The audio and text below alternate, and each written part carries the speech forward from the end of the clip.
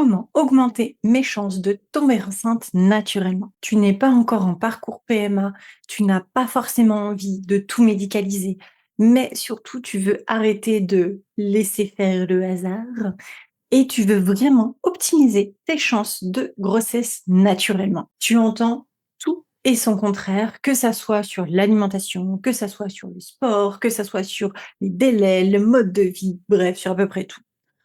Donc aujourd'hui, je te donne vraiment les 4 leviers naturels les plus rentables pour ta fertilité. Je suis Johanna, préparatrice en pharmacie depuis plus de 15 ans, naturo-fonctionnelle et je suis spécialisée en fertilité. Ici, on va parler vraiment naturel. Oui, mais avec une base médicale solide. Il n'y a pas de recette magique, mais par contre, il y a des ajustements vraiment bien ciblés sur ton cycle, ton alimentation, ton mode de vie et ton stress. Ce que je vois généralement quand on vient me voir, c'est que on ajoute plein de compléments en vrac, sans bilan, et on joue à l'apprenti sorcier. On mange mieux, de façon très très vague. On essaye de faire plus de sport, et parfois trop. On se met en plus une pression énorme sur chaque cycle. Et donc le problème, c'est que tu dépenses beaucoup d'argent, beaucoup d'énergie pour un effet très limité, parce que c'est comme si tu y allais à l'aveugle total, que ben il y a certaines habitudes dites healthy qui sont mal adaptées et qui peuvent même perturber ton cycle, comme par exemple des régimes trop stricts, comme du sport excessif, comme certaines alimentations beaucoup trop riches en sucre, etc., etc. Donc passons maintenant vraiment aux 4 leviers naturels pour t'aider à tomber enceinte. Le premier, ça va être déjà de stabiliser ta glycémie. Parce que oui, si tu as une glycémie en dents de scie, eh bien ça veut dire qu'au niveau hormonal, l'équilibre n'est pas là. Et donc du coup, ton ovulation, soit au pire des cas, elle se fera pas du tout, soit au meilleur des cas, mais c'est déjà pas suffisant, eh bien, elle va être de mauvaise qualité. Et c'est vraiment pas ce qu'on veut. Pour stabiliser ta glycémie, qu'est-ce qui peut être fait? Bah déjà, évidemment, de limiter au maximum les sucres rapides, de limiter au maximum les produits ultra transformés, mais aussi avec les perturbateurs endocriniens, parce que ça joue sur ton système digestif, donc ça joue sur ta glycémie aussi, parce que ça joue sur l'absorption, tout simplement de venir potentiellement augmenter les fibres suivant d'où tu pars et surtout, de donner en fait des protéines qui soient là, beaucoup plus de qualité. Et oui, je suis désolée, mais ça passe par soit des protéines de sous-animaux, c'est-à-dire les œufs par exemple, soit des protéines animales, mais pas que, évidemment, ça dépend aussi de ton besoin, suivant en fait ton mode de vie. Le deuxième et qui sera super important, c'est la qualité des graisses. Donc, on parle beaucoup forcément des oméga 3. Bien sûr, oui, dans le poisson gras, c'est intéressant, mais évidemment, on va le retrouver aussi avec l'avocat, on va le retrouver avec de la viande grasse. Ça, c'est ultra intéressant aussi pour le côté hormonal. On va le retrouver évidemment dans tous les oléagineux, comme toujours plutôt les graines sous forme entière. Les seules huiles végétales que je conseille, ce sont l'olive et la noix de coco. Sinon, le reste, c'est à bannir sous forme d'huile. Je vais encore pas me faire des amis, voilà. Pourquoi ces graisses sont importantes? Donc, comme je le disais, parce que ça a un impact direct sur les hormones, parce que les hormones sexuelles viennent des stéroïdes et pour ça, il faut du cholestérol, il faut des bonnes graisses.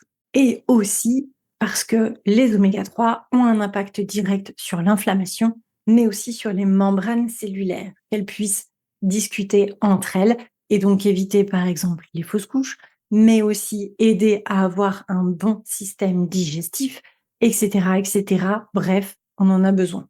Le troisième pilier, c'est bien évidemment le poids avec l'activité physique. Pourquoi? Parce que si tu as un IMC qui est trop bas ou trop élevé, ça va réduire les chances de conception. Mais attention, l'IMC veut tout et rien dire.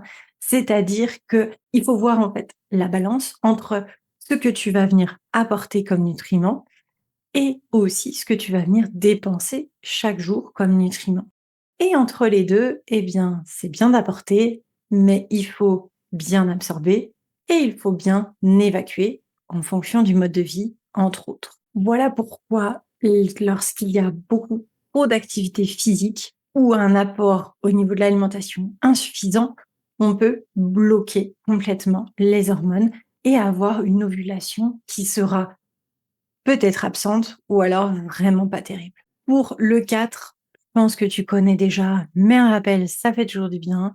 Évidemment, on arrête le tabac, on arrête l'alcool et on arrête tous les toxiques. Les toxiques, eh bien, ça pourra venir donc des perturbateurs endocriniens, que ça soit par rapport aux produits que tu mets sur ta peau, que ça soit par rapport aux vêtements évidemment que tu portes, que ça soit par rapport aux ustensiles de cuisine, et cetera, et cetera. Il y a beaucoup de choses à mettre en place de ce côté-là. Et vis-à-vis du tabac et de l'alcool, on le sait que ça altère la fertilité, que ça soit au niveau des ovocytes, que ça soit au niveau du sperme, que ça soit au niveau de l'implantation. Donc c'est ultra important de le prendre en compte le plus tôt possible. Donc, qu'est-ce que l'on peut mettre en place? Eh bien, par exemple, sur 3 mois, c'est-à-dire le temps de créer un nouvel ovocyte, de, d'avoir des assiettes beaucoup plus type fertilité, avec peut-être plus de végétaux colorés, plus de choux, par exemple, avec évidemment des bonnes graisses, avec des protéines qui soient variées mais assimilables et aussi d'avoir une activité physique qui soit plutôt modérée, par exemple en fonction du cycle aussi, en fonction, du mode de vie, du stress que l'on ressent et ensuite évidemment, on vient donc réduire pour supprimer tabac et alcool si on est concerné. En dernier, uniquement, on vient ajouter des compléments cibles, mais qui sont toujours à prendre après un bilan pour vérifier que ça soit exactement les bons pour nous. Parce que oui, celui qui peut être très bien pour la voisine, eh bien, il peut être même délétère, c'est-à-dire même pas intéressant, délétère pour toi. Et ça, c'est toujours pas ce qu'on veut. Donc, n'hésite pas à te faire accompagner par rapport à ça pour savoir exactement ce dont tu as besoin pour toi et pas pour la voisine. En conclusion, tu n'as donc pas besoin de tout révolutionner, mais de choisir les bons leviers par rapport à toi, d'y aller aussi progressivement, bien évidemment. Si tu veux avoir d'autres conseils, je t'invite à nous rejoindre sur School. C'est donc une plateforme qui regroupe des couples en désir de grossesse où j'y mets d'autres vidéos exclusives et c'est un groupe tout simplement qui est gratuit. Donc je t'invite à cliquer sur le lien dans la barre de description et on se retrouve nous très bientôt.